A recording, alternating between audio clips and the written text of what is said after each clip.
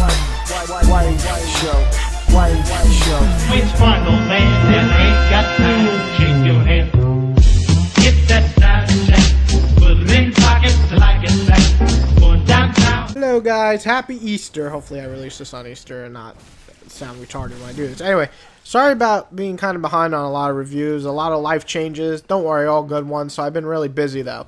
Now, the request for Bloodborne has been high, so let's break it down. Bloodborne is the spiritual successor to, I guess, Dark Souls, which was the spiritual successor to Demon Souls.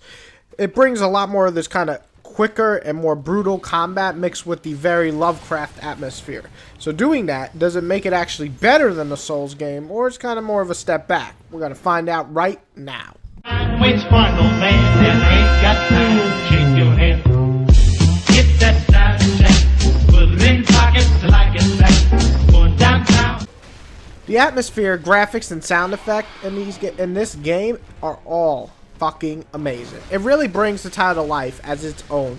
Dark Souls and Demon Souls were always kind of this moody and dark atmosphere, but this one gives a kind of also a little bit of religious themes thrown in there too, and very creepy and more horror theme, and it has its own identity.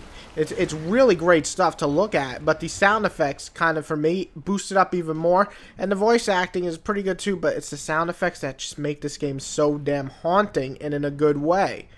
Also, the combat is both time-sensitive and brutal. You'll have to time every single attack that you do, and it's also a lot quicker than the previous Soul games. Also, the enemies are a lot more engaging. They're going to attack you like you just slaughtered their mother. That's how they're going to kill you.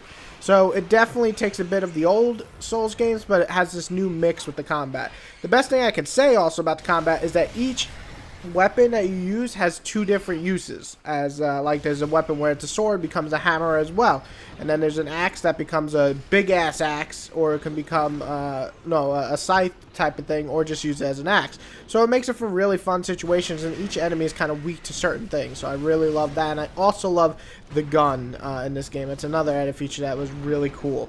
The difficulty is here. Now you're asking, why is that a plus? Because if you play the Dark Souls or Demon Souls games, you expect this to follow the same people who made it. People were worried it wouldn't remain hard, and that they would kind of make an easy version for the people who aren't used to those type of games to sell more PS4 games. Well, Bloodborne is here to tell you to go fuck yourself, basically. It's staying hard, and I don't mean that as a pun, but they wanted it to stay that way, and that's what it did. The stun system works well.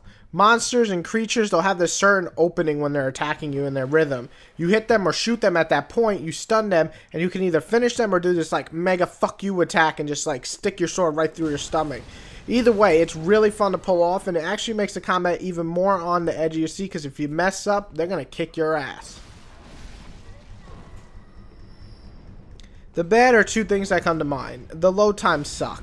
Dying is only a simple punishment compared to the waiting fucking to come back alive, and then probably going back to the main hub world and then going back. It's like a 3-minute process of loading screens. Also, farming for potions just isn't fun. It never feels cheap to give your potions back to you in the Dark Souls game, so let's just do the same here. You can easily die if you have a full amount of potions. It just makes it really frustrating to go and kill a bunch of nobodies and just to gather up a bunch of potions. It's a waste of like 5 to 10 minutes, and it's just not fun. Which one, old man, that ain't got to shake your head? Get that side check, put it in pockets like it's back. Going downtown. Bloodborne is a fun as heck game. It remains hard and punishes you for doing stupid actions. Few times did I die where I actually felt it was the game's fault, but my own fault. I really did enjoy my time with the game, despite not being able to fully commit myself to putting hours upon hours upon hours into this game like it wants you to. Even after you beat it, there's still so much to do. However, still, for any gamer out there who's just looking for a challenge and have this awesome, wicked, dark horror atmosphere, you'll really dig this one. I'm going to give it an 8.5 out of 10. It's a great game worth checking out, and probably one of the better games to come out this year so far. Whitey out. Hope you enjoyed. List below which one you thought was the best. Bloodborne, Dark Souls 1, Dark Souls 2, or Demon Souls. Everybody have a good one. Happy Easter. Mwah. There's a kiss. Catch it. Catch it. Yeah. Yeah.